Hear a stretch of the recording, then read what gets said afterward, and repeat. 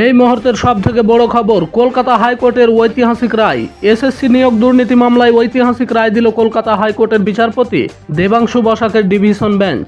জানালো, মেয়াদ উত্তীর্ণ হওয়ার পর কোনো চাকরি বৈধ বলে গণ্য হওয়া উচিত নয়। এসএসসি নিয়োগ দুর্নীতিতে 2022 সাল পর্যন্ত যে মামলা হয়েছে সব গ্রহণযোগ্য হিসেবে ধরেছে হাইকোর্টের division bench.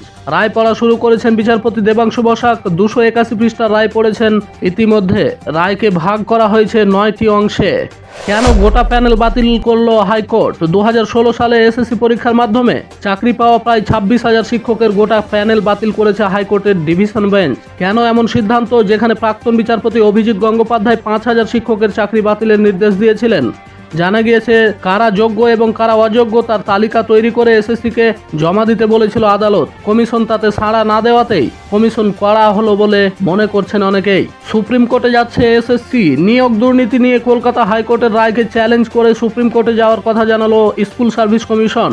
SSC chairman Siddhartha Majumdar বলেন, 5,000 জনের বিরুদ্ধে বেআইনি চাকরি নেওয়ার অভিযোগ এনেছিল সিবিআই। তাদের মধ্যে অনেকের চাকরি বাতিলও হয়েছে, কিন্তু 25,000 শিক্ষকের প্যানেল কেন বাতিল হবে সে প্রশ্ন তুলেছে এসএসসি চেয়ারম্যান। বললেন, পুরো রায় খতিয়ে দেখে পরবর্তী সিদ্ধান্ত নেওয়া হবে।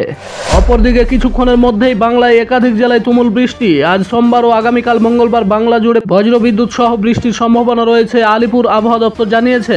আজ কলকাতা, 2 চব্বিশ পরগনা, হাওড়া, হুগলি, নদিয়াতে ভারী বৃষ্টি হতে পারে। 2 মেদিনীপুর, 2 বর্ধমান, বীরভূম, বাঁকুড়া, ঝাড়গ্রামেও 2 দিন বৃষ্টি হবে বলে পূর্বাভাস রয়েছে।